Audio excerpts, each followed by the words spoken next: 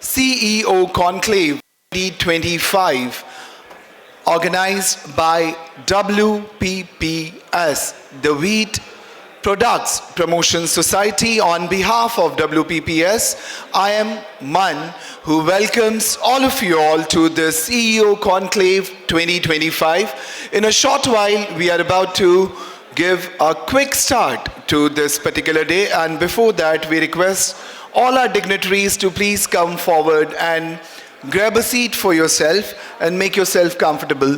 Thank you.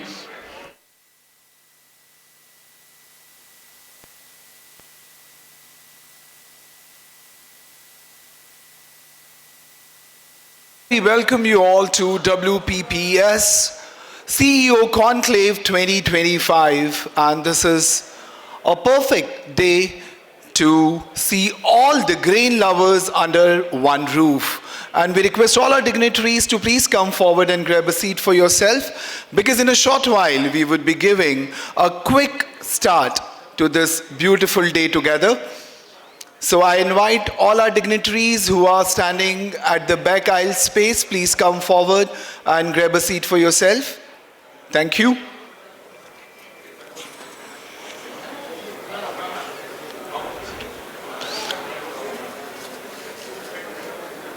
On behalf of the Wheat Products Promotion Society, we welcome all the enthusiasts and the experts who are here with us today to see all of you all here to celebrate the wheat as a grain together. And this is so good to see the amount of enthusiasm which we are able to witness on the faces of each one of you who are sitting in our audience. I humbly request all our dignitaries to please quickly grab a seat for yourselves so we can give an amazing start to this beautiful day. Ladies and gentlemen, this is the time when we should give a quick beginning to this CEO Conclave 2025. A very good morning to all the visionaries, game changers, and the grain leaders. It's time to welcome upon the stage Mr. Somnath Chatterjee, the Executive Vice President, ITC Limited Food Division and Head Procurement and Logistics. Can I request all my guests to give a big round of applause and give a wonderful welcome to the moderator of our inaugural session. I would like to invite upon the stage Mr. Sunil Agrawal, the President, Madhya Pradesh Roller Floor Mills Association. Welcome on the stage, sir. And we would like to request Mr. Ajay Goyal, the Chairman of Wheat Products Promotion Society, WPPS. We welcome you, sir, to the inaugural session. And along with it, the stage looks absolutely a powerhouse of all the wheat enthusiasts on the planet. And on this note, I would like to invite our speakers also to join in for the ceremony. And I would request all of you all to please proceed with the lamp lighting, and then we can open the inaugural session. So we would like to have his absence as his presence for the lamp lighting ceremony. We would like to request Mr. Sanjeev Asthana, the CEO of Patanjali Foods Limited. I request Mr. Asthana to please come and grace the stage with your presence. Next in the line, we would humbly request Mr. John Southwell, the Senior Trade and Investment Commissioner, Australian Government. We would like to welcome him also on the stage. We request Mr. Avinash Chandani, the partner Deloitte India, to please come forward and join us on the stage. Mr. Avinash Chandani, we humbly request you to please come and join us on the stage. Next in the line, we have Shri Preetpal Singh, as a senior civil servant with over 25 years of experience and is presently serving as Joint Secretary in Ministry of Food Processing Industry, spearheading transformative initiative to position India as a global leader in food processing. He is the forefront of implementing the production-linked initiative PLI schemes. So we welcome all our dignitaries on the stage, and I humbly request each one of you to please proceed for the lamp lighting. I invite the team.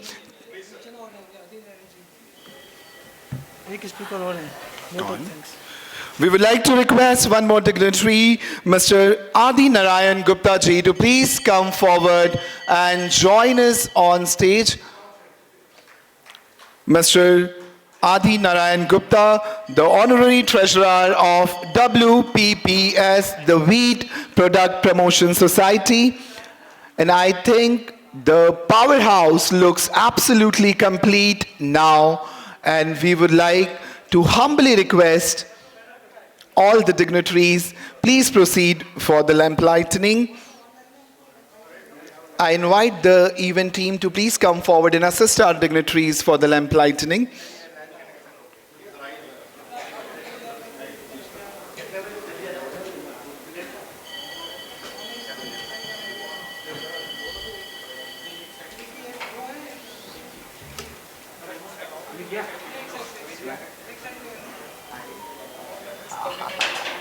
You can follow the photography too. I guess that will be the best. They have the access to it. We all know the power of light. This is our Indian culture where we always begin everything by inviting the light in our life. So this is the moment where we are inviting the light to our life.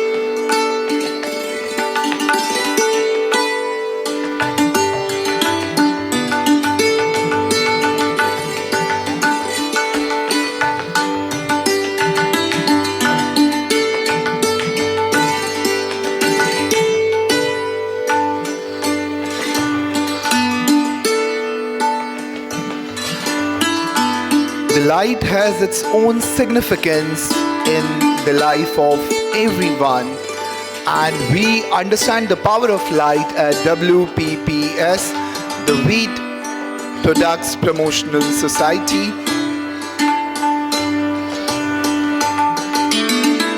We invite all the dignitaries for a picture with the lamp, and then we can proceed further with the further proceedings.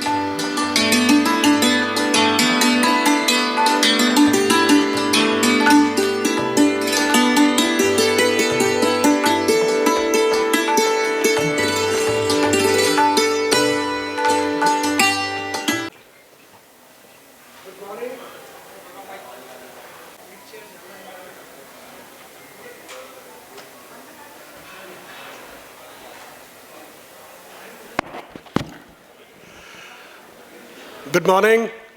Welcome to Indore and to this edition of WPPS with Somnath. I won't stand very long in between you and the galaxy of illustrious speakers we have in this inaugural session. But as I can see, lot many smiling faces today, and that does my heart a lot of good. Just about a month and a half back, we had met for another wheat conference in Goa, and there were so many worried and long faces, including yours truly. Okay, there was so much confusion with what's going to happen to wheat. I am a fairly old person. I started my career 36 years back, and that time there was this movie which had come. I remember Amir Khan's first movie, QSQT. Qayamat se Qayamat tak, right? And from that movie, there are two things which are still relevant to my life today. One is QSQT, which is quarter se quarter tak. So profitability or shareholder ko jawab dena padta hai har quarter. That's one big challenge. And second thing was that famous song, where Amir Khan went कि पापा कहते हैं, तो पापा कहते हैं गेहूं का दाम बढ़ेगा, right? So with that happy note, I'll hand over to the rest of the speakers. So can we have the MC please come up and announce the lineup, please? Thank you so very much for joining in as a moderator and assisting me and possibly helping me and guiding me with this. And now we would like to invite Mr. Sunil Agrawal, the President, Madhya Pradesh Roller Floor Mill Association, to extend a welcome note to all our CEOs in the CEO Conclave. Thank you. Good morning, ladies and gentlemen. It is my great honor to welcome you all to the CEO Conclave 2025, organized by WPPS here in the vibrant city of Indore, Madhya Pradesh. At the outset, I would like to warmly acknowledge the esteemed dignitaries joining in this inaugural. I welcome to each of you and thank you for gracing us with this function. On the behalf of Madhya Pradesh Roller Floor Mill Association, I would like to extend our sincere gratitude to WPPS for choosing Indore, the commercial capital of Madhya Pradesh, as the host city for this prestigious event. This is a proud moment for us and a strong acknowledgement of the role of our state plays in the national wheat economy. Madhya Pradesh is often called the wheat bowl of India, stand as a symbol of agriculture excellence with its rich agroclimatic diversity, fertile soil, and progressive farmers. The state consistently leads in the wheat production and quality. From traditional cultivation to cutting-edge milling practices, we represent the seamless integration of heritage and modernity in the grain value of chain. This conclave brings together the galaxy of minds, leaders, innovators, policymakers, scientists, and entrepreneurs with a common goal to collaborate for sustainable growth and the market leadership in the wheat sector. I hope 2 days foster new ideas, impactful discussions, meaningful partnership that will help shape and future of our industry. Once again, thank you all for being here, and thank you WPPS for this opportunity. Dhanyavad, Jai Hind. Why Indore? Indore has the power of initiating anything from Indore and take it to international, everywhere in the world. And now to put more thought on this WPPS CEO Conclave, we would like to invite a man who believes from golden fields to global market, wheat is more than a staple, it's a symbol. Let's welcome Mr. Ajay Goyal, the Chairman, Wheat Products Promotion Society, WPPS, Mr. Ajay Goyal.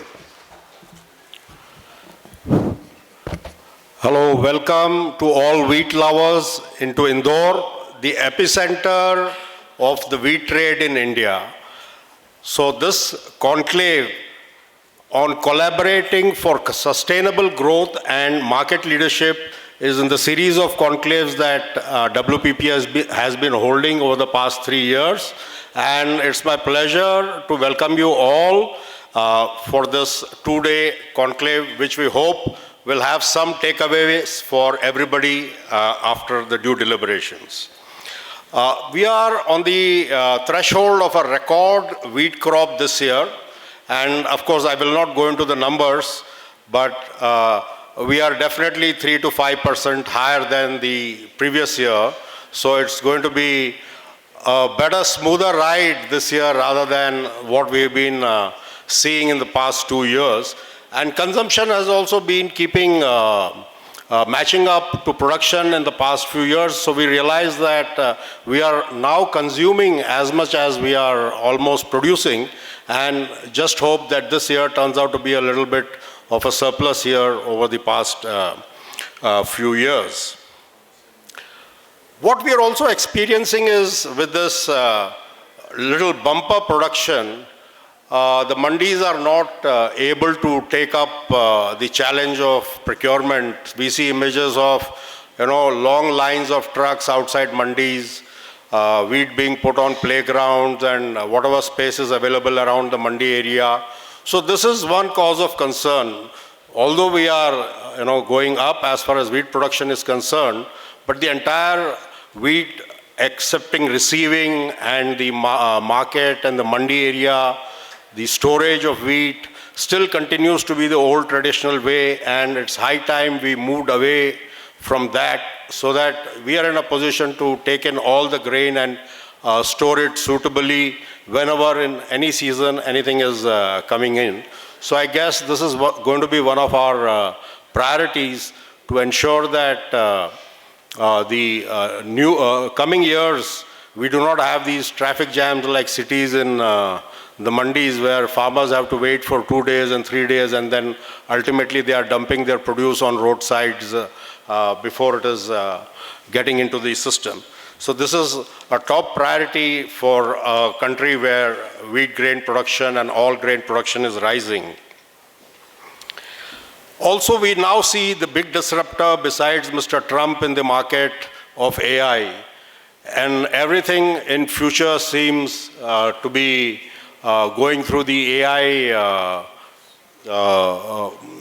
learnings that people are bringing in one platform. So, and there's a lot of digitization happening in the economy in every aspect, also in the grain trade.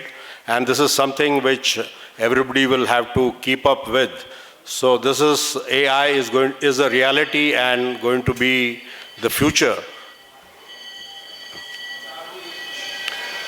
As far as consumer preferences are concerned, I think health has become a key concern with the consumer, and with all the social media presence, he is getting more and more knowledgeable, more than a dietitian. Like you can meet anybody who's an avid social media participant and he can give you hordes of advice and probably a lot of advice on everything.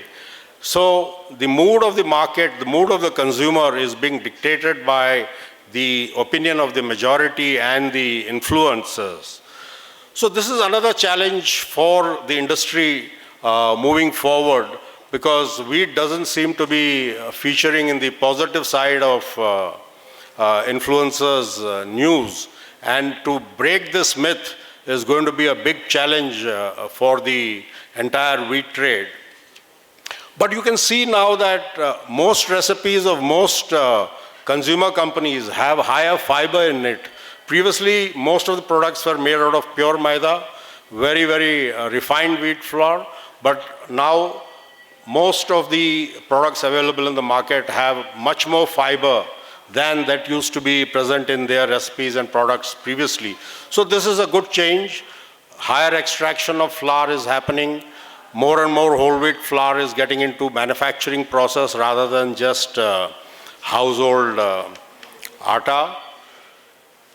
The idea is that the entire supply chain, right from farm to receiving wheat, to the mandi operation, to the stocking, to coming to the manufacturer, processor, and the final goods thing has to be aligned in a manner that the losses are minimal and it becomes a cost-effective system. And that is something we will have to work towards, because also the scale of every participant in the chain is going up day by day. It is all getting consolidated. Even at mandi end, there are bigger consolidators as far as logistic, transportation, storage, manufacturing, and finished good product plants. The size and capacity is going up. So I think that is something we will have to bear in mind. WPPS would try to create a pool of information and help for especially the MSMEs, which are a really important part of Indian economy. Everything cannot be for the big, by the big. And I think we are a country where, we have millions of entrepreneurs, and that is a skill we don't want to give away. And so WPPS is planning a sort of a support pool as far as information and knowledge is concerned. So in the coming months, that is something we will be participating in. And I think it is also high time that, exports of atta is freely opened up, because that is the unique Indian product for which there continues to be a global demand, especially by the Indian diaspora. And right now we are actually giving away that market to probably our neighbors or somebody who's not a traditional atta producer. So I think atta sales, atta marketing has been done very well in the past few decades globally, and Indian atta should again become the global leader as far as atta is concerned. We should also be looking into more value-added products, and now you go into a supermarket, you have much more choice than we previously had for all sorts of wheat-based products. Yesterday I was in Indore and I saw the wheat-based products being sold over here. Rather, I got a gift from somebody and I was amazed at the packaging and the information appearing on the packs and the variety of SKUs for every single category of product. So I think that's the right way, and Indian consumer is now looking for more and more options of wheat-based products, and I think that should be a growing trend for the future. And in this conclave, we are very keen to celebrate the contribution of women in the field of wheat and wheat milling and baking and ingredients. So we have a special session tomorrow, which is going to be anchored by Ms. Manisha Gupta on women entrepreneurs in the wheat and milling. And we also have a farmer coming across. So that's supposed to be one of our highlights for tomorrow. So we hope that there will be enough encouragement for women to step in further into the wheat value chain in terms of contribution. The whole idea of WPPS is that there should be collective action amongst all stakeholders, right from, the most common thing I've heard is scientists saying and wheat research institutes saying that we have all the varieties for all the applications available with us in our bookshelf, and we are looking for takers. And I sometimes go for some wheat product meetings and seminars, and they say, oh, we don't have this variety or that variety. So I think the linkage between what is supposed to come up at the farm end and what the consumer is demanding, that little linkage is still missing, and WPPS hopes that in future we'll be able to bridge that gap by bringing all these stakeholders together into the value chain. So I'm really glad that we are having this conclave in Indore, and the theme is, of course, growth, leadership through sustainable means. And even this conclave, you must have noticed that a lot of plastic is absent, and we have tried to make it as sustainable with as less paper as possible. So that is one of the little contributions we are trying to make in the initiative for sustainable growth. Also, I just been informed by the MP Flour Mills Association that the total number of participants that are going to be here, we are going to be planting, we have got in touch with an NGO, and we are going to be planting that many number of saplings in and around Indore as a contribution towards this sustainable program. So I think industry and academia partnership is very important, and this is one of the platforms where we hope there will be enough knowledge sharing. And thank you once again. And as we say, Jai Hind or Jai Anaj. Thank you.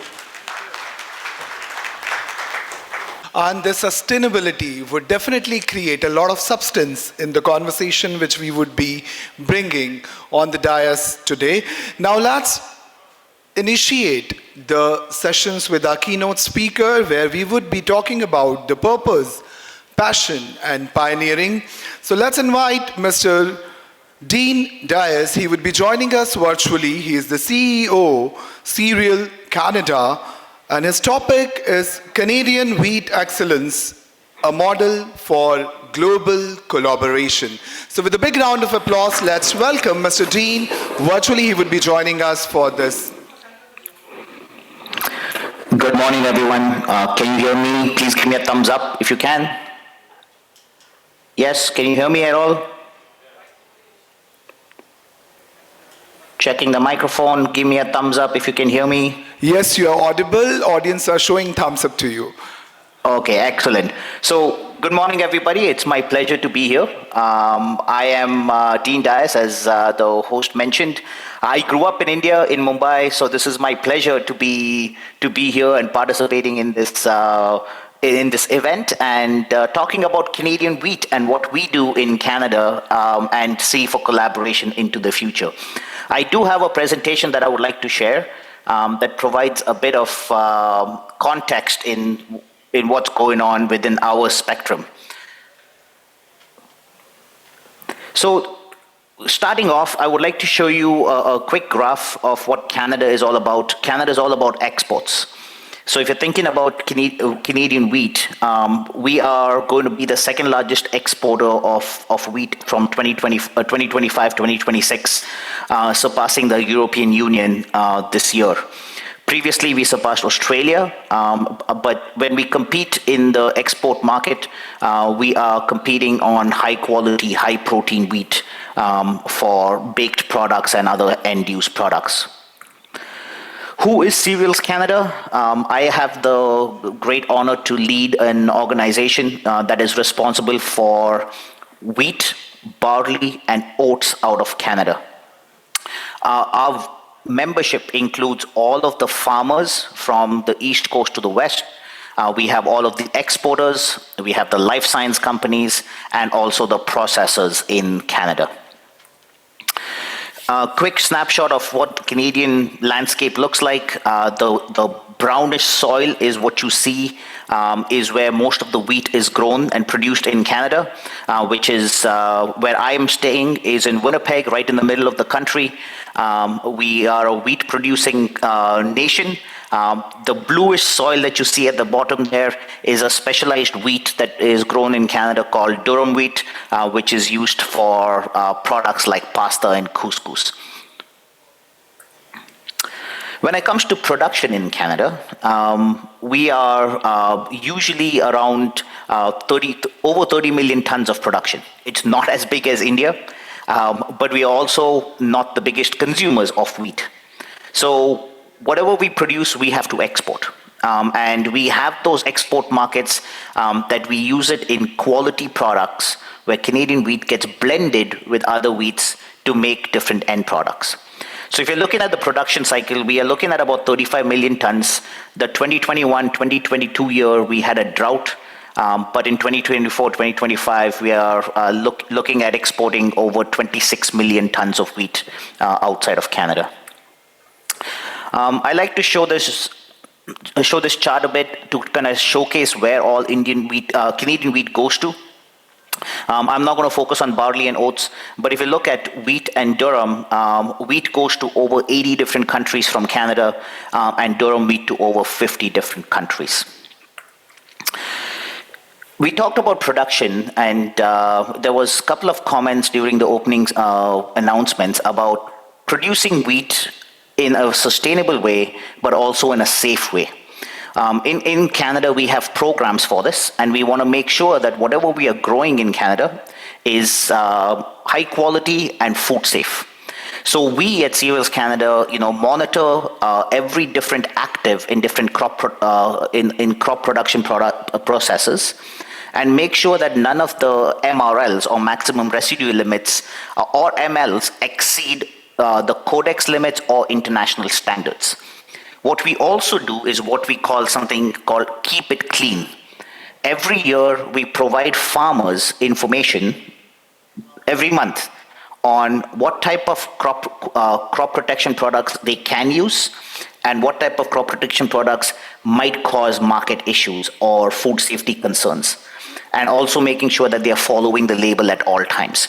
So we run that program through Cereals Canada as a communication to farmers and a resource that they can always have to understand whether the products that they're using and the tools that they're using to grow the crop are actually not going to cause market access issues. We also believe that we need to make sure that our customers around the world are successful. And at Cereals Canada, if our customers are successful, our entire value chain is successful. So we do training programs in Canada and across the world where we send our technical expertise in showing customers how to best utilize Canadian wheat. How do you mill it? How do you take that flour, use it in a blend, make different types of end products? Whether it be whole wheat, whether it would be blended, whether it is a pure maida flour, what all different products can you make with it? And we don't try to teach them new products. What we want to do is we want to work with them to make their products with Canadian wheat so that we can build confidence. What we also do is we bring customers to Canada and we show them how the supply chain system works. There was a conversation earlier about storage and how do we store grain properly. In Canada, most of the grain storage is done on the farm. And farmers have big silos and bins where they have fans running at all times. And if there is a hot pocket, they have temperature probes and sensors that triggers their cell phones. They can run the fan to run some cool air to cool the temperature down.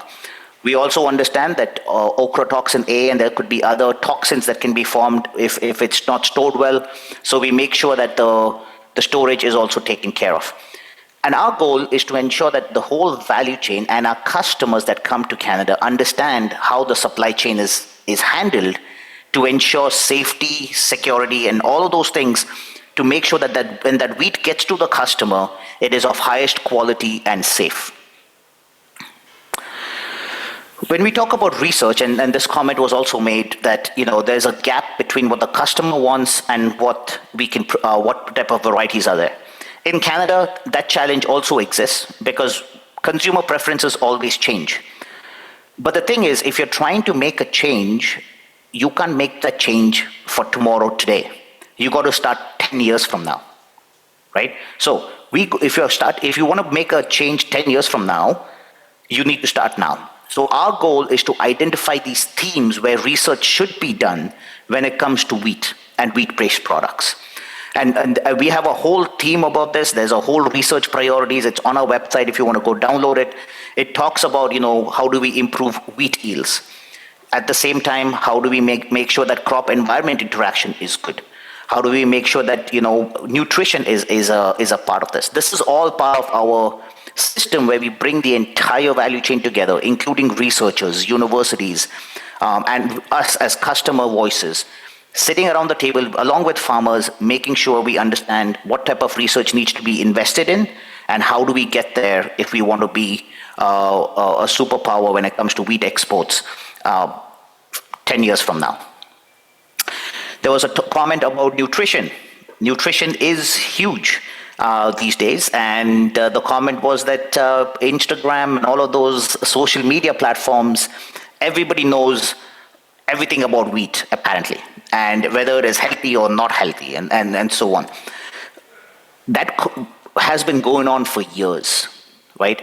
And it's about time that we in the wheat industry take some solid steps to combat that misinformation that is out there as well. Yes, if you're celiac, don't eat it. But there's a lot of other things about gluten and wheat is, to me, an original plant protein. Everybody talks about plant proteins, but nobody talks about how much protein is in wheat and the fiber and the nutrients that come with wheat. So we at Cereals Canada have worked with scientists in Canada to create a program of awareness, and it's called What About Wheat? So if you go to that site and look it up, it's whataboutwheat.ca, and it's a campaign to talk to consumers directly. My mom calls me and says, "Teen, maida is not healthy." I was like, "Who told you that?" Right? I want to make sure that my mom is informed about using the high quality flour and making sure that there's also nutrition-based information that they can get. So it is catered towards consumers, but with scientific information. People need to understand what refined flour is. People need to understand what whole wheat flour is, or what whole grain flour is on top of that. So all of that information is compiled into one site. Yes, it's for wheat overall, not just specifically to Canadian wheat, but it's a start. We've started to communicate this. We're starting to communicate the benefits of wheat to consumers, and where they feel good about eating wheat in their day-to-day food choices. And then I'll talk a little bit about sustainability. I know the theme of this conclave is about sustainability. We recently launched our sustainability reports for all of the crops we are responsible for, which is wheat, barley, durum, and oats. And basically, when you're doing sustainability metrics, it's very difficult to kind of meet others' standards. What I would suggest is you got to look at your own space, what we've done, because Canada, the weather is different, the soil is different, the climate is different. How do you make sure that you create sustainability metrics that actually meets the goals of your farmers, your production system, and for exports? How do you do that? So what we did was we looked at our data and we compared it with our competition. For wheat, we used our competition would be US and Australia, so we used that.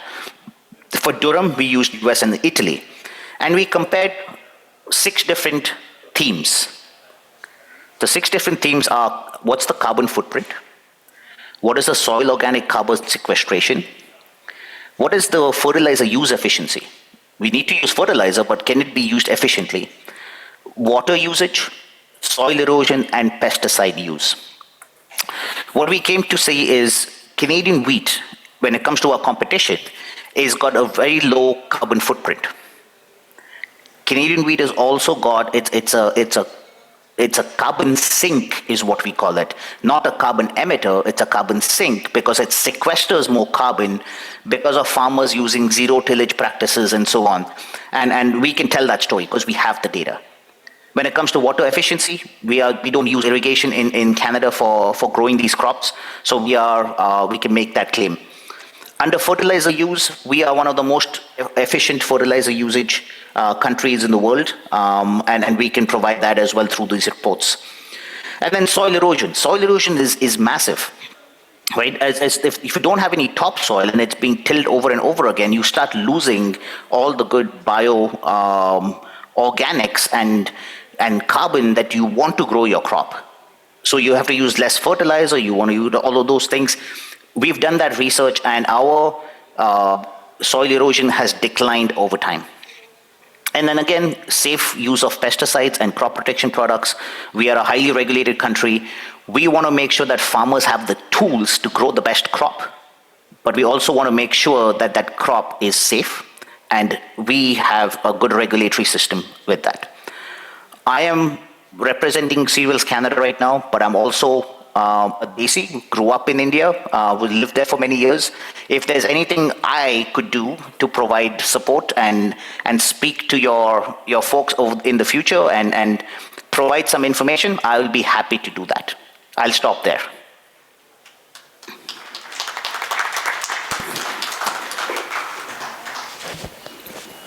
This session was indeed very insightful, and I would like to check if at all the moderator would like to have any question based on the session. No, I think I'll pass and allow the panel. Anyone, any questions? Panel, if at all we would like to have any question to our keynote speaker, we can request the speaker for the question. Very clear. No questions. Perfect. So that sounds perfect. Thank you so much, Dean, for giving this insightful session.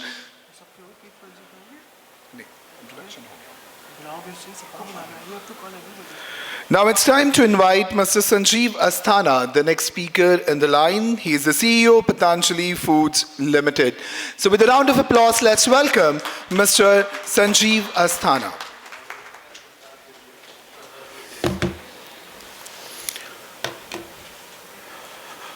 So, good morning to my esteemed guests on the dais.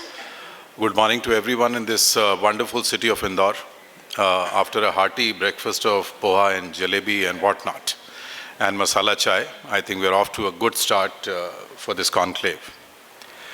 I will start with the importance of wheat first, from a very something that we take for granted, but don't realize the critical role that it has played over the years in the food security for the country.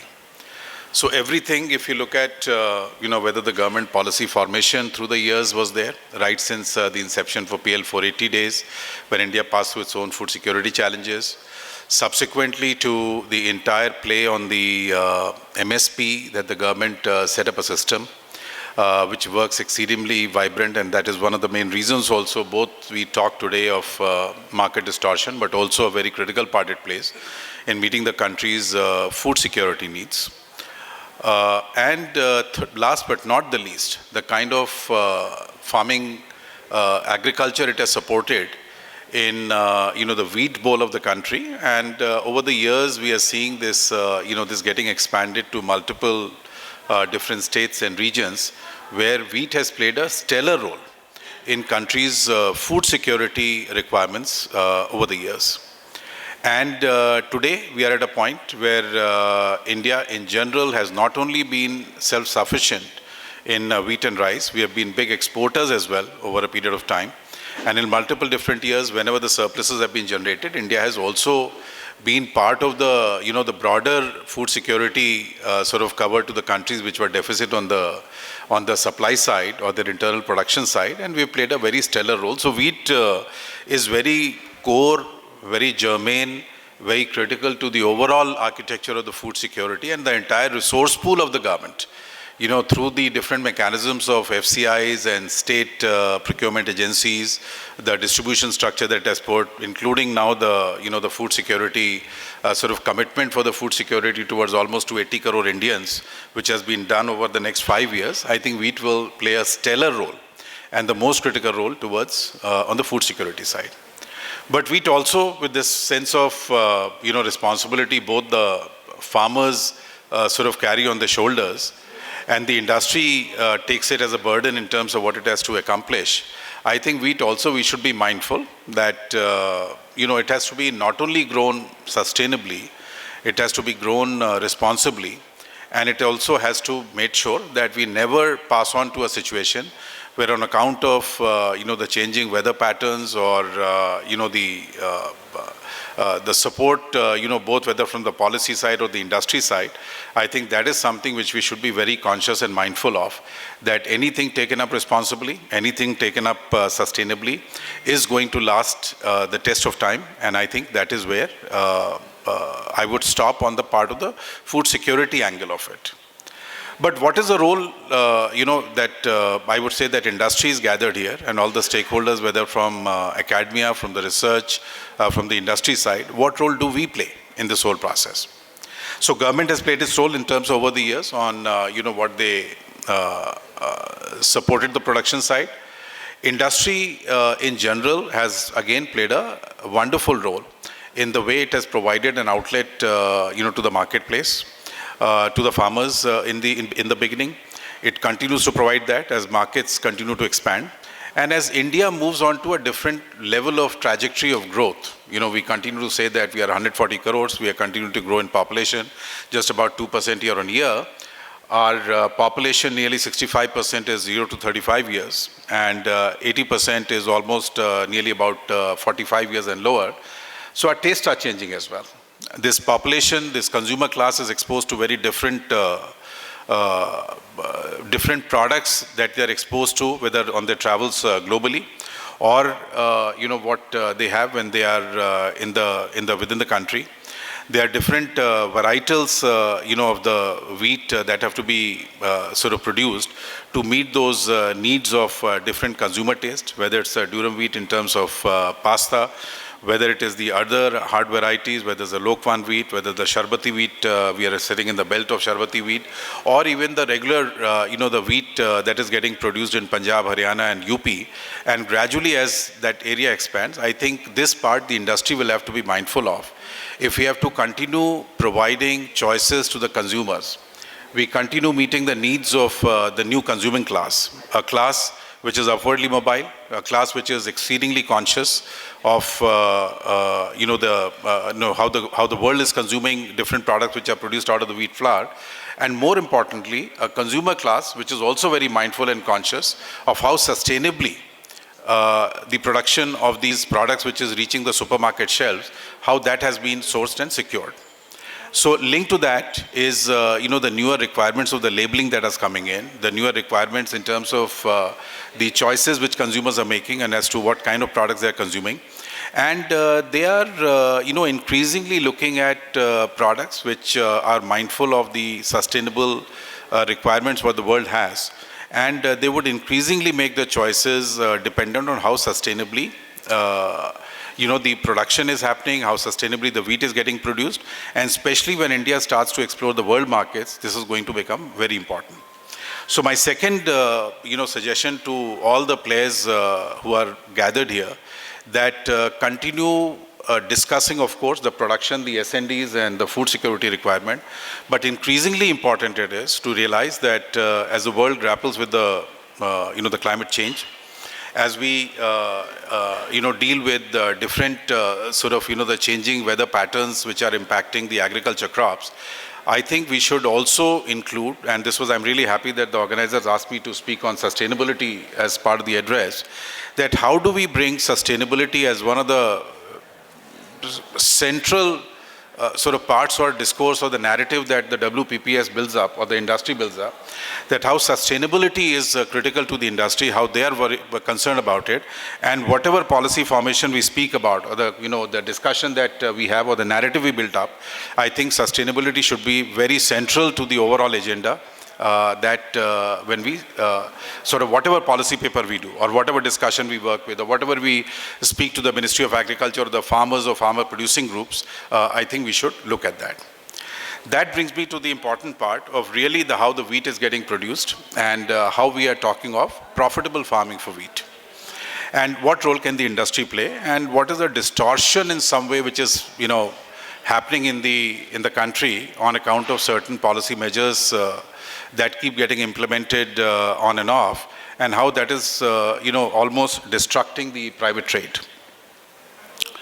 So of course there is a lot of work. I don't want to go on to what Patanjali does in the space of FPOs and procurement and sourcing, but really I'd like to focus my energies on the parts as to how the private trade is getting almost crowded out of the grain markets in multiple different ways.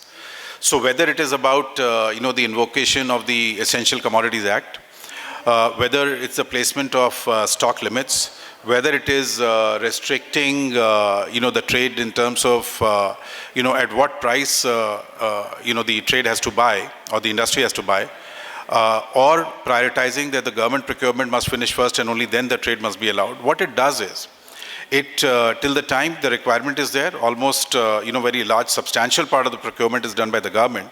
But what it does is that it destroys the very fabric of the trade which is there in the country, which was very vibrant till almost about a decade back, 7-8 years back. But gradually over a period of time, we're realizing that whether it is the stopping the futures trading in the country, whether it is placement of the stock limits on trade and industry in general, whether it was about the declaration of stocks almost virtually, I believe, every week and every day, or securing the supplies first in terms of working through the procurement policy to meet the PDS objectives.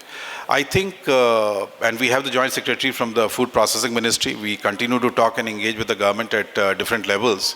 So one of my strongest suggestions to the conference, Ajay, that as you build this up, as to what is the right balance that we need to find if we are talking about profitable, sustainable, vibrant wheat ecosystem, that what is the balance that can be found, that not only does it meet the country's food security requirement, which is of course not in question, how do we find that there is a place for the private business and the trade, which is essentially very supportive to the overall production of the wheat, to creating the markets, for price discovery, and ultimately, last but not the least, to really make sure that the farmers are getting the rightful dues in terms of getting the getting their due from the production that they do, that they're getting rightful place and making the right amount of money. So they continue to not only invest behind the wheat farming, but they also are interested in creating the rightful infrastructure.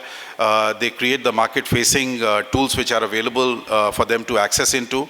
And how do we work on that? And I think that not just talking about in a very limited filters that we put into the entire discourse, but really on the policy front, I think we need to engage way more actively with the government, that really what that balanced, what that equitable, a practical policy which not only sustains the trade of wheat, but also ensures that the food security concerns, the inflation concerns, etc., are rightfully addressed as well. And I do believe that there is a middle ground.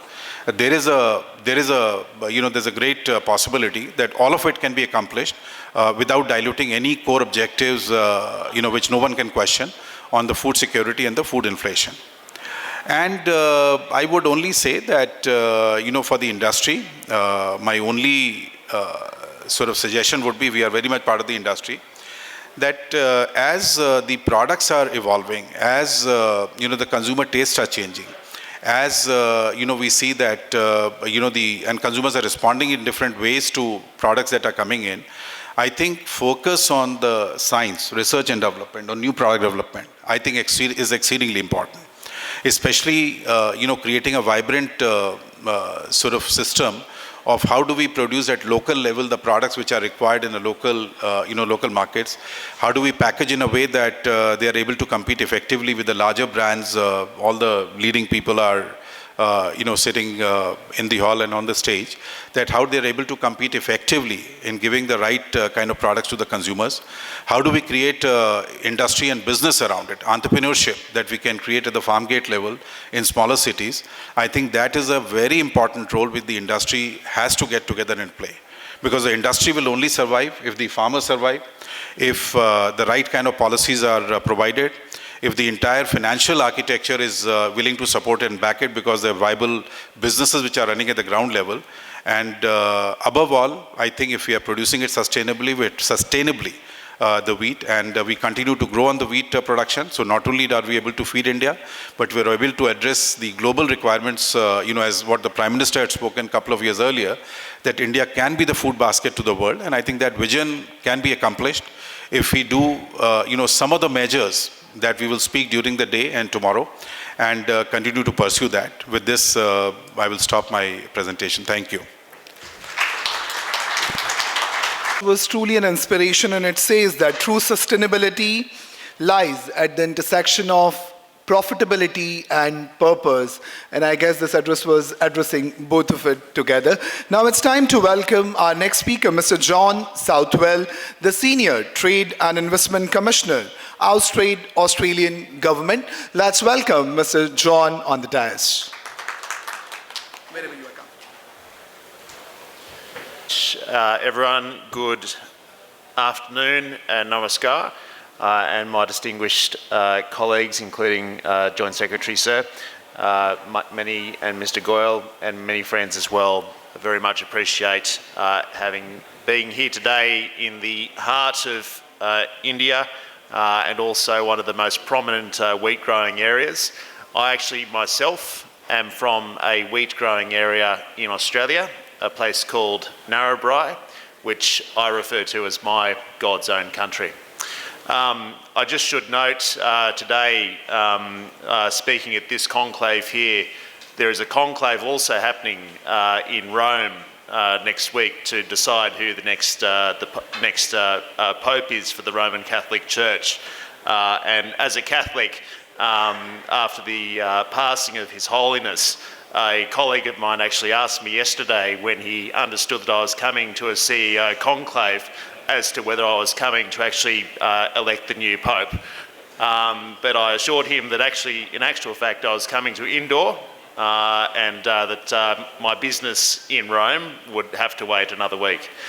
So it's very pleasing to be able to join this conclave today. If we are actually electing someone here, we've got 2 days, I guess. And we'll see whether the white smoke comes up. Ladies and gentlemen, I do have a couple of slides that I'd like to put out, and I think it's probably very important to first of all focus on something which actually holds Australia and India very, very closely. Next slide, please. Is there a...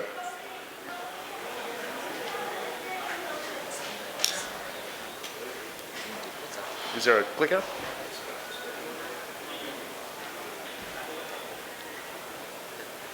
Right.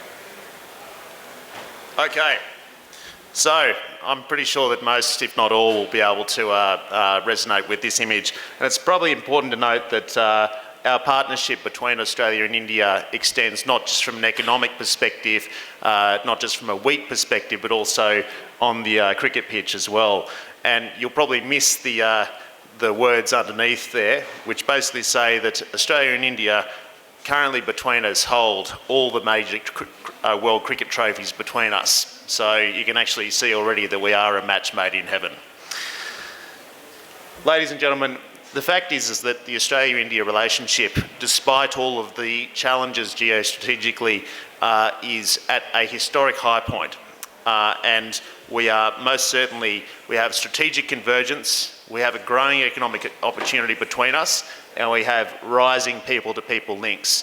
Did you know, for example, that Australia actually is a nation of about 29 million people, and we have about 1 million people of those, so that's 4% of our population, that are Indian origin.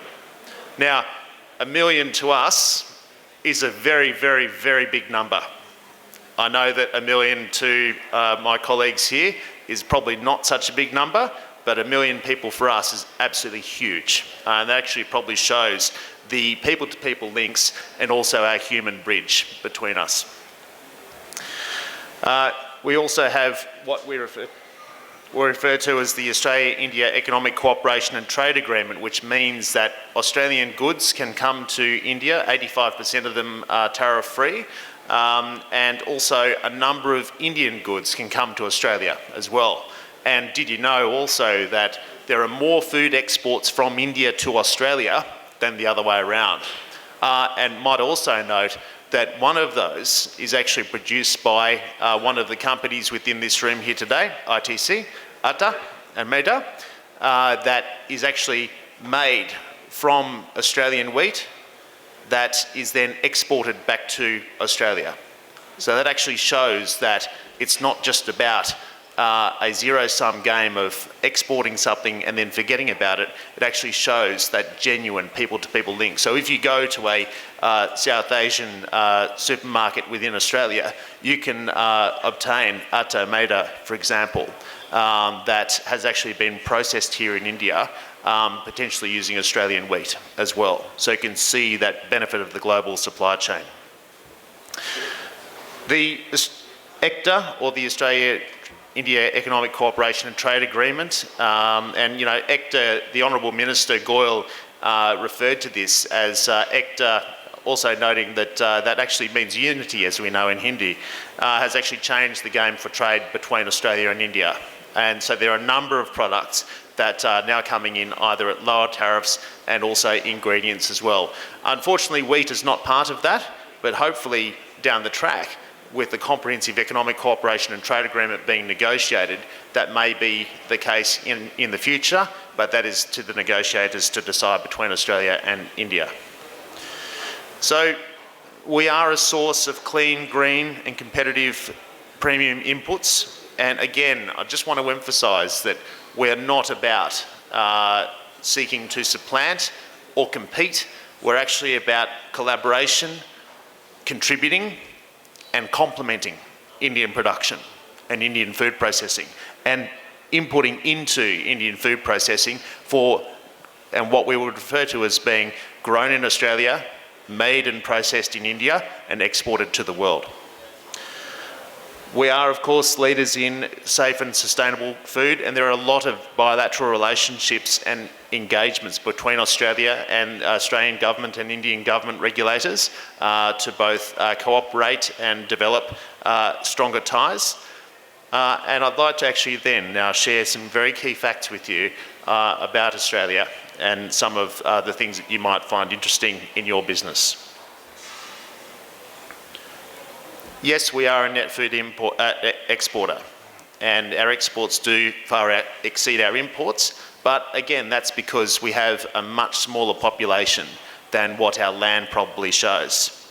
We do produce enough food to feed our country probably 2 or 3 times over, but the really important part of this is that our wheat crop is only about 25 million tonne, which is very, very different to the standard wheat crop here, which is probably a number of percentage points much higher than that. So it's something which, you know, for both our domestic requirement as well as our specialised requirement, it is very, very different in terms of scale. And I think what we need to do, make sure in Australia, is we have a greater appreciation of the scale of the scale that India offers, both in terms of the number of farmers, the wheat production, and the wheat harvest as well. So Australia probably has about 300,000 farmers, or 3 lakh, and we're very aware that here in India there's about 30 crore farmers.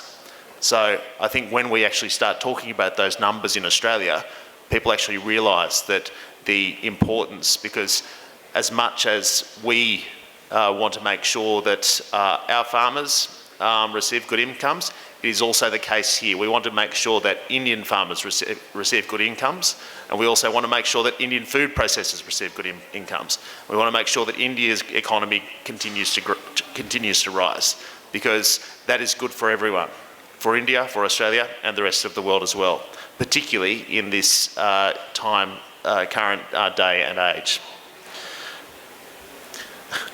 It's probably worth to note that a lot of and we're talking about ingredients here, inputs into food processing, and you can see how many unprocessed goods we actually export for value addition in various countries, including in India. And our amount of processed exports is actually relatively small. So we like to think that we actually contribute as much as possible to food processing and manufacturing around the world. Our major export destinations go over across a number of places, and India is probably about number 4 in our place. But again, we actually import a lot from India as well. It's worth noting that over the course of the last 5 or 6 years, there's been a lot of global disruptions, and that includes for discretionary food demand, as well as COVID-19, the Russian invasion of Ukraine, the Red Sea challenges, etc. It actually shows, though, that the rising middle class across the world is increasing with its consumer spend, and the share of the global middle class by region in percentage terms is actually increasing from 54% in the Asia Pacific region particularly to about 65% of the world in about 2030. And this is where Australia and India can very much play a role, where we want to make sure that Indian foods and products are taken around to the use of the middle class everywhere, and the upper classes as well, through both goods that are produced here using Indian inputs, but also where Australia can contribute inputs as well. So again, for us, it's not just about a zero-sum game of exporting our things and then forgetting all about it. We want to understand whereabouts we can put our inputs into food processing here within India, to then be able to make sure that it is both suitable from an Indian palate, as well as diaspora elsewhere, as well as diaspora in Australia, because within Australia, you have a 1 million strong market already ready-made of Indian diaspora. And then you have the broader population within Australia that actually also has a rising appreciation for Indian products and goods, which are also coming in, might I add, particularly at this time of the year, in this time of geostrategic competition, is coming into Australia absolutely tariff-free. And through our Australia-India Economic Cooperation and Trade Agreement, it is locked in for a very, very long time at 0% for Indian food items coming to Australia, including those made from wheat. Australia's strengths are well matched to consumer demand, and we are able to service this demand through the provision of these ingredients, as I mentioned, as well as world's best practice systems around quality assurance and traceability. So I guess to show you, and I mentioned about 25 million tonne of wheat, which again is a very big number for us, but is a relatively small number, noting my audience here, is it actually shows sort of where wheat has grown, and in terms of the amount, it's only about 3 to 4% of the world production, which is very, very small, again, compared to the amount that has grown here. And our wheat is highly regarded for all types of Asian noodles, and also has an excellent reputation for, and is in demand in international markets. So again, this is the possibility that I'm talking about. What if Australian wheat was exported to here for value addition into noodles and other things like that for export out to the rest of the world? So then both India and Australia are servicing Asian markets, all that are just incredibly close between us, because the ports in Western Australia and the ports of southern India are incredibly close. And what's between them? Asia. So you already have the triangle set up. You already have the food processing items. We already have the food processing items set up. So we bring Indian ingredients and Australian ingredients together, and we export to them together. Ladies and gentlemen, the Australian wheat quality has a number of different varieties, and we can definitely circulate these slides afterwards, but there have been about 12 new varieties that have been classified, and another new variety has actually just been introduced for feed grain as well. So this is something which we'd love to be able to start engaging with people about around some of these new varieties and their credentials. Again, we do have a very high quality, but for quality for various purposes. So it's not just fair average quality. We want to make sure that it's something which can actually feed into the various food processing and items here as well, to actually make sure that it's actually designed against requirements. And I guess finally, so it's used for highly valued for high performance across a number of uses, including noodles, bread, pasta, and Asian steamed products, etc. But again, we see this as about complementing Indian food processing and production, and being able to then assist in growing in Australia and India, make in India, and export to the world. So how can we assist you? My colleague and I, Mr. Harsh Mohanpuri, who is down the front here, and I are here all day today, and we wanted to make sure that we came to Indore, to the Wheat Products Promotion Society. We've been speakers at this event since its inception, which shows the amount of investment that we make within the Indian wheat industry, and also the broader grains and pulses industry here within India as well. So for us, it's about a long-term relationship. We would love to meet you during the lunches and during the other sessions as well, and we'd be able to work out how we can actually service your interests, because the growth of Indian businesses with Australian support is win-win for both India and Australia. Finally, we have offices, about 6 offices across India, and a couple of offices in Bangladesh and also in Sri Lanka. We'd be very keen to partner with you, continue to partner with you in a lot of cases, and service. Then we can always make sure that we can make in India and export to the world using Australian and also Indian inputs, because again, that's a win-win. And between all of the cricket trophies that we have between us, we're already winning as well. Thank you.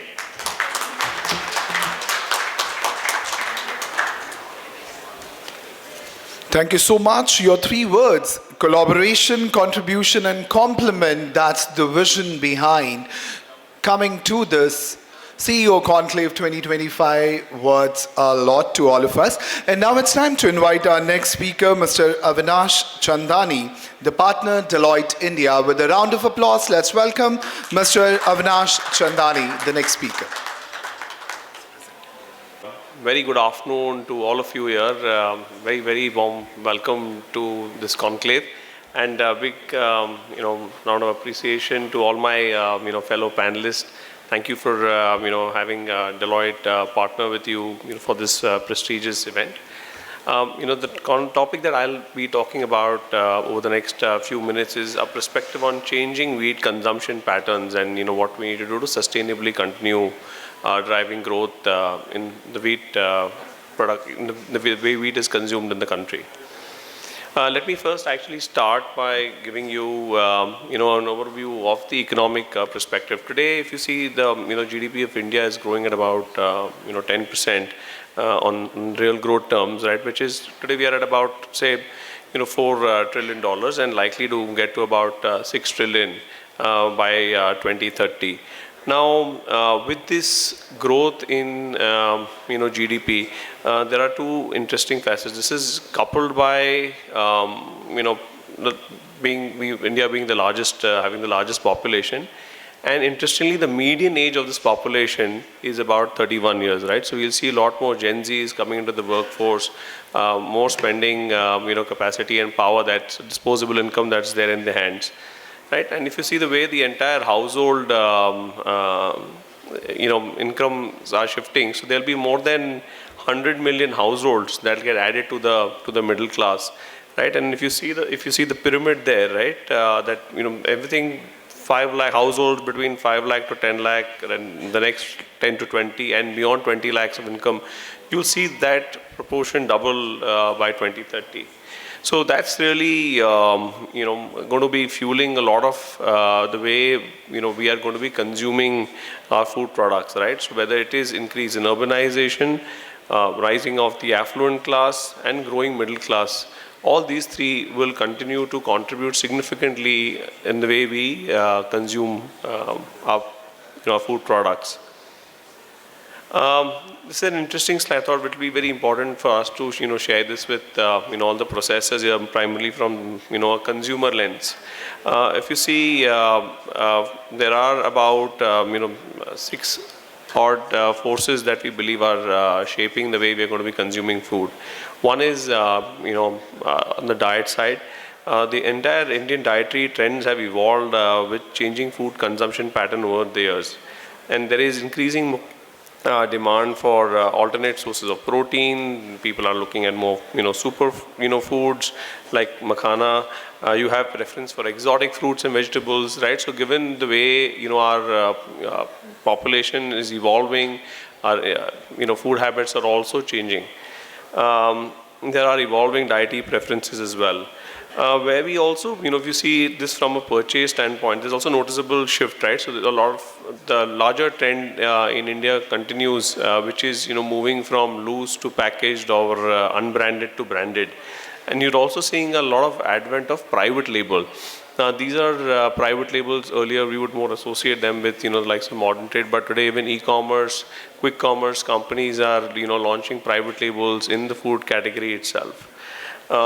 The way, while we look at India as a country as a whole, but I think one needs to also look at breaking down India into, smaller pockets or smaller countries in itself, because there are regional preferences, and, what we've seen is that these preferences literally change over 200, 250 kilometers of radius. You will see different consumption patterns, taste, preferences evolving.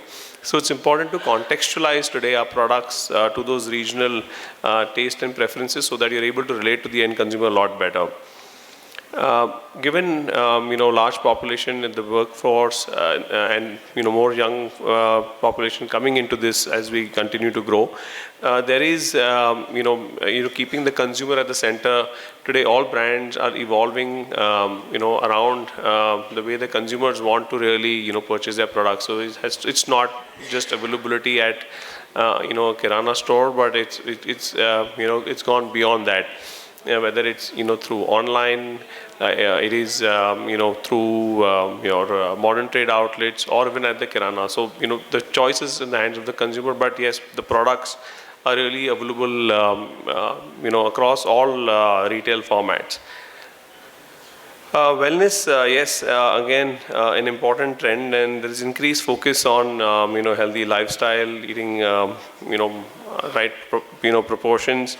And I think wheat here, one of the panelists spoke about this earlier as well, saying that wheat is also has today, the way it's been consumed with, at least in urban classes, is also to see that there's a lot of fiber consumption that's happening. It's not only maida, or it's not that maida is unhealthy, but at the same point, it's just that there is more fiber that, people are preferring, right? That's adding to the whole wellness quotient.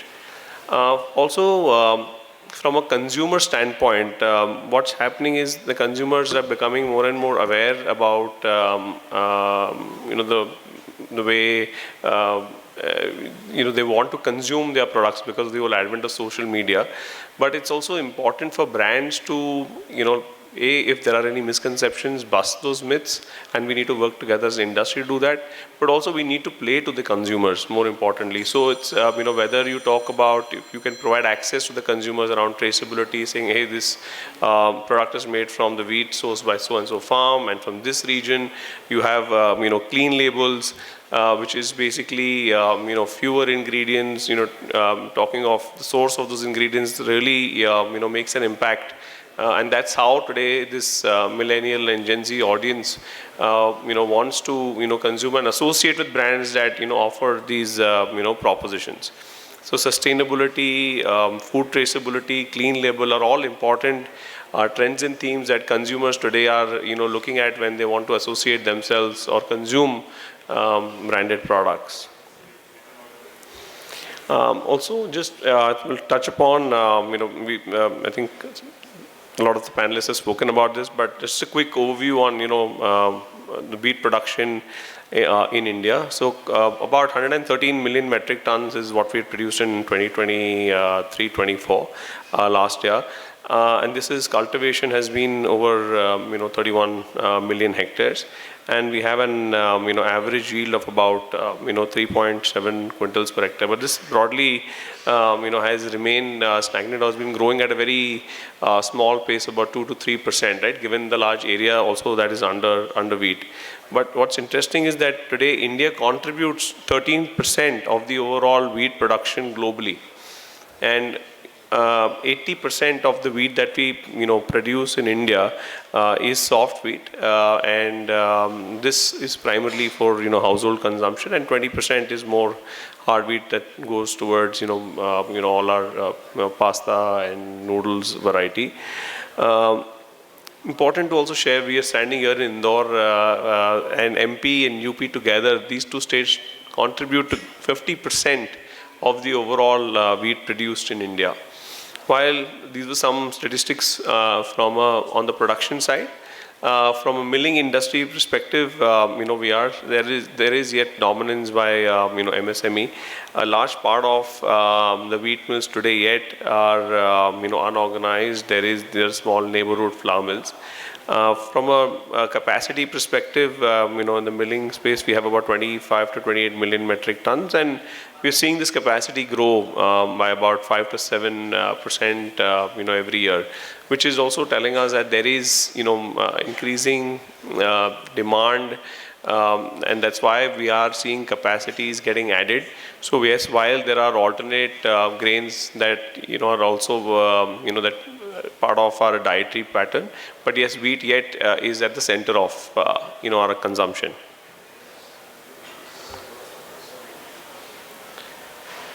From a wheat consumption perspective, while we are growing about 113 million metric tons, what we consume really is about 90 odd million metric tons, which is about 73 kgs per capita. Large part of the consumption happens in the northern part of country, and about 93% is in the form of flour, whether it is atta or maida, and some of it is yet used as seed, which gets planted again, and some of it goes towards feed. Now, out of this, what gets, if you have to further extract this from an end use perspective, what gets directly consumed in households is about 80% again in the form of flour, and the remaining about 20% goes towards processed foods, which is your baked goods or your specialty products like pasta and noodles. Now, we are seeing this part, which is this 20% grow at, a lot more, faster rate. Because this is, getting demand from the, HoReCa or food industry in itself, as well as, you're seeing a lot of traditional mills getting replaced by more roller flour mills and adding to the capacity to cater to the rising demands from bakeries and, the snacking sector as well.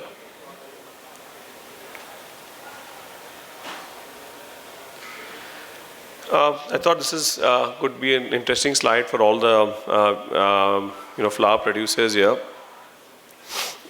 There were a few trends that were relevant to this audience. I thought I'll also quickly touch upon those. One of the big trends we're seeing is fortification in flour and in food. Right, so wherever it is not necessarily, all has to be done in-house, but one should look at having necessary partnerships and alliances, work with companies, see how you could add more fortification, whether it's iron, folic acid, to your products. I think that is also appealing to a large set of the audience. Sustainability, yes, that's one of the pillars of this conference and was very well covered by previous panelists. But yes, definitely embedding ESG into the way we farm, into our farming practices, or carbon neutral milling operations, or even sustainable packaging, I think is an important area that we should embark upon and also communicate this to our consumers. Nutritional superiority, products with enhanced health and wellness benefits, high fiber, high protein are important messages that we should continue to drive. But that's also, getting a lot of traction from a consumer perspective, more in the urban classes.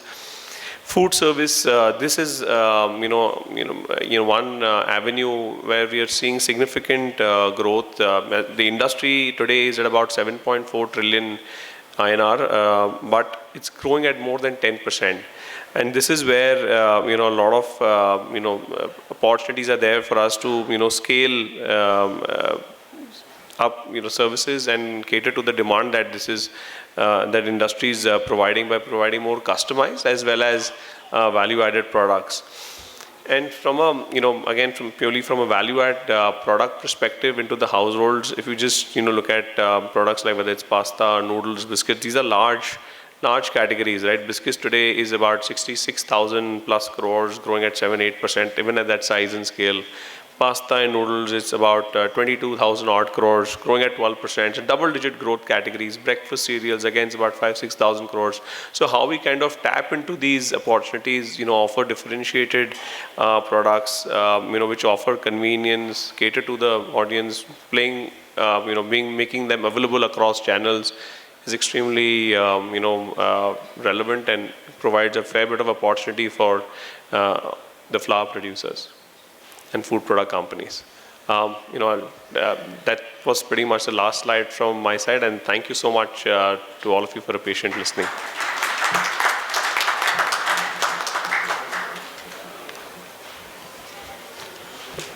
Mr. Avinash, for setting up a perspective on changing wheat consumption patterns and sustainable growth drivers. And now it's time to invite Mr. Preetpal Singh, IAS. He is the Joint Secretary, Ministry of Food Processing Industries, Government of India. So with a round of applause, let's have Mr. Preetpal Singh's address on the dais. Thank you. Honorable dignitaries, industry leaders, and esteemed guests. It's a pleasure and honor to join you today at this CEO's conference on wheat and wheat products and engaging with the dynamic food processing industry of India. Let me begin by thanking the organizers for bringing together such an eminent panel of thought leaders and experts. I'm delighted to be sharing this session with you all.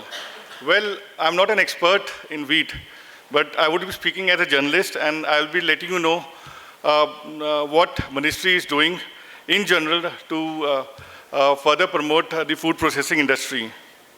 India is the second largest wheat producer in the world, with an output of 113 million metric tons in 2023-24. Wheat is not just a crop. It is the backbone of our national food security program, feeding over 800 million people through the public distribution system. And this is also integral to our traditional and modern food systems now.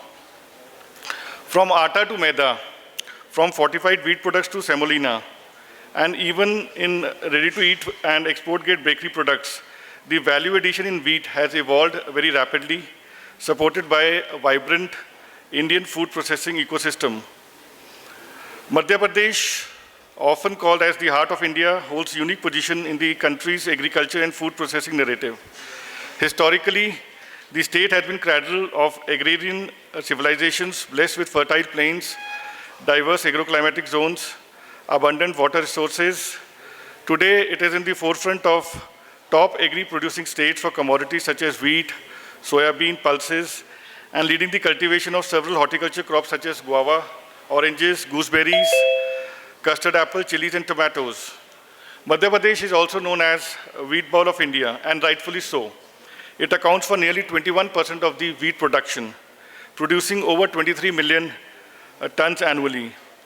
The state has consistently topped the charts in producing quality wheat, producing some of the finest variety of sharbati wheat, known globally for its superior grain structure and its size.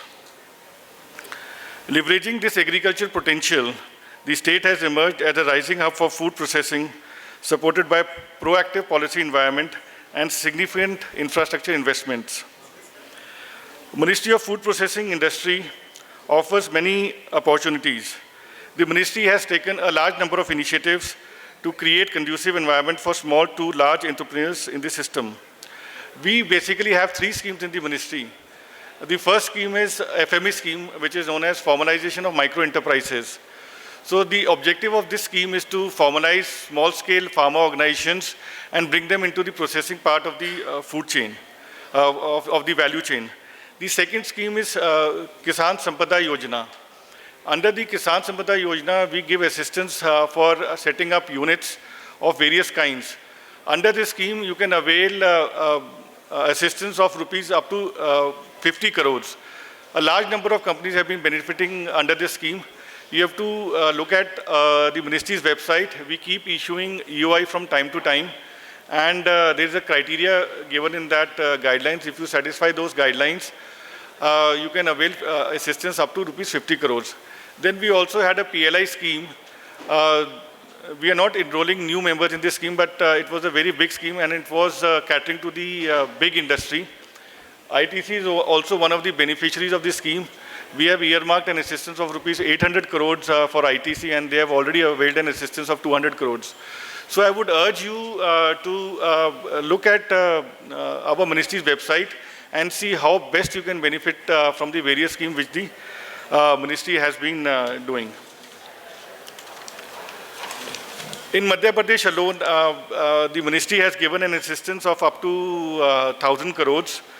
The ministry has approved 2 mega food parks, 4 agro-processing clusters, 22 units, 12 cold chain projects, and 8 food testing laboratories. In order to further promote food processing ecosystem, the ministry is organizing 4th edition of World Food India from 25th to 28th September at Bharat Mandap, New Delhi. The event is being organized at a global level, and this would serve as India's premium global platform for the food processing sector. This event will bring together global investors, policymakers, industry leaders, and technology providers, offering unique opportunity to highlight wheat sector's vast potential and drive the growth in this sector. I would urge you all to participate in this event in a big way. I'm told that there will be many technical sessions which will follow this plenary session. I would request that the findings of those technical sessions may be shared with the ministry so that ministry can benefit out of this. There have been more developments in the ministry. As you would be aware, there is a lot of publicity, rather adverse publicity, which happens on the social media. So ministry has also formed a committee to look into this matter. Well, I have a personal take on this matter. The health industry is also progressing very fast. I think in next 10 years or so, and even before that, we all will be having wearables on our arms, and these would be telling us about body parameters. So whatever we take, and this variable will tell you, how your body parameters have changed. And I think this will happen with all the products, and people will judge for themselves what product is good for themselves, what product is good for them and not. And wheat would also be a product which people will test themselves. So, there's going to be integration of AI into health, and the nutrition sector is also going to get impacted by this. So with this, I would like to close my talk, and I would request once again to, avail the ministry schemes. There are a large number of schemes which you can avail, and plus there are some things which are in the pipeline, and if you keep interacting with the ministry, you would be aware of that. I would once again like to congratulate the organizers for organizing this event and wish them best of luck for this event. Thank you. Thank you, the moderator. Thank you, sir. Thank you all for sharing your wisdom here. In fact, I have a message from my good friend, Vice Marshal Sharma, the chief of SkyMet. And I had reached out to him for a view on 2025 monsoon, right? Very important. And here's the take. So we would have all read that IMD and SkyMet are predicting 105, 106% of the long period average for Indian monsoon this year. However, the devil is in the detail, and the spatial and temporal distribution of this rain, that's very important. And the message here is that SkyMet predicts June to be around 95, 96% of the long period average. July is 100%.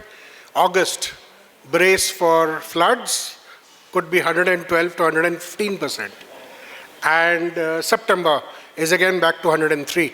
So that's going to be the spatial distribution. I hope you find that information useful. Probably would lead to a little late sowing of wheat. So that was one. Another very important learning which I've had, which I wanted to share with this audience, was the theme is sustainability. And, we were doing a little research on what is the cutting edge on growing wheat sustainably. And one of the things which came up now is something which is again close to my heart. I suffer from an autoimmune disease, and one of the new treatments for this is called biologics, where viruses or bacteria or microbes are repurposed to calm my runaway immune system. And that is exactly what is now also being used in certain pockets. In Australia, for instance, they've used biologics for wheat. You can make your wheat crop hardier. There is a better nutrition delivery system, and you're not changing the gene, right? So this is something which you may be interested to read about a little bit. What made my ears stand up was the fact that it can actually make wheat more heat resistant. And Indian wheat, as we all know, is in the threshold of heat tolerance. That is something which I find very interesting if it can be replicated. So with that, I won't stand between you and lunch. Thank you all.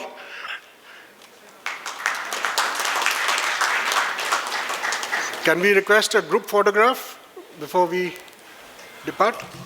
Maybe we can have it post vote of thanks, and then we can. Nene, vote of thanks and your smiling face. We would like to invite Mr. Adi Narayan Gupta, the Honorary Treasurer of WPPS, to please extend the vote of thanks for the inaugural session. Good afternoon, everybody. Thank you very much for coming here in Indore and making this program successful. On behalf of Wheat Product Promotion Society, WPPS, it is my privilege to extend a heartfelt vote of thanks as we conclude the inaugural session of the WPPS CEO Conclave 2025.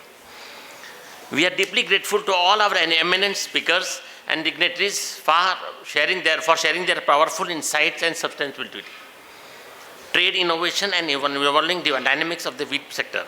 Your contributions have truly inspired the discussions ahead and reflect the collective strength of our industry. A special thanks to all our sponsors, partners, and exhibitors. Your continued support and trust make this platform possible year after year. I would also like to express our sincere appreciation to the members of the press and media for their presence and coverage, helping us amplify the mission and message of WPPS across the country and beyond. To our organizing team, thank you for your tireless efforts in putting together this carbon neutral and digitally driven conclave. And finally, to all our delegates and attendees, thank you for being with us today. We encourage you to fully participate in the upcoming sessions and networking interactions. As we continue our journey towards substantial growth and market leadership in wheat and wheat products. Wishing you all a productive, insightful day ahead. Thank you once again.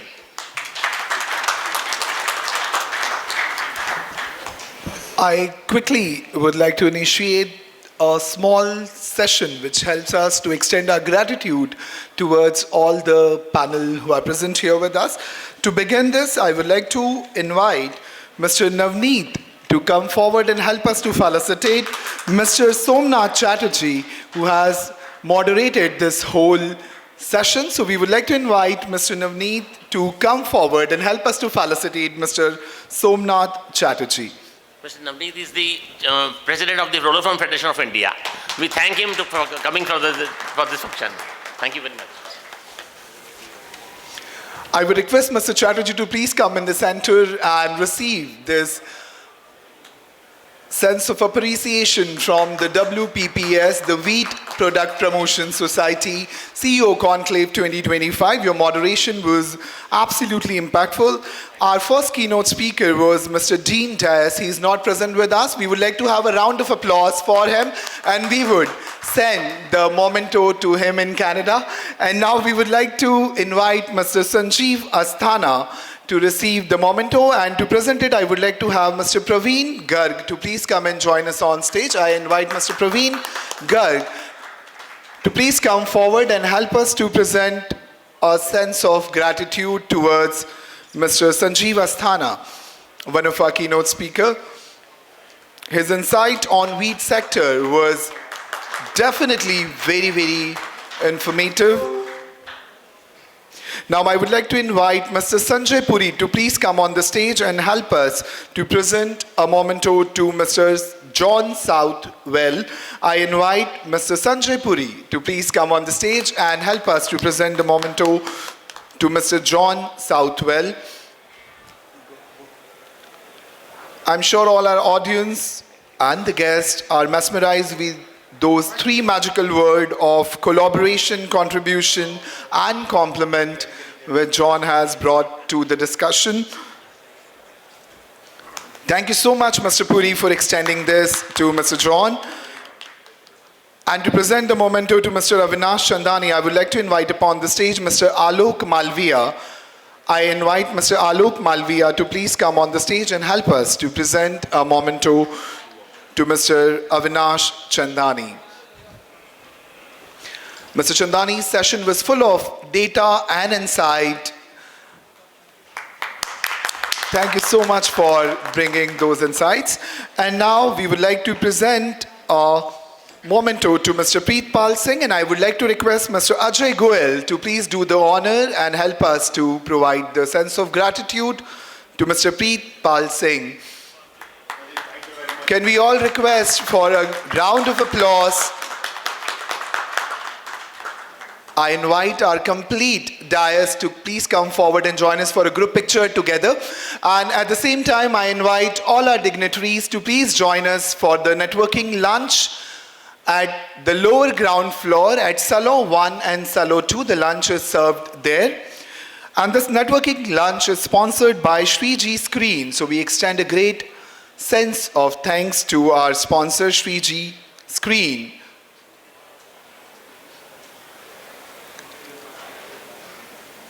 I invite all of you all, if you would like to download the booklet of the CEO Conclave 2020 on the right and the left hand side of the hall. You can go and scan the QR codes and download the booklets.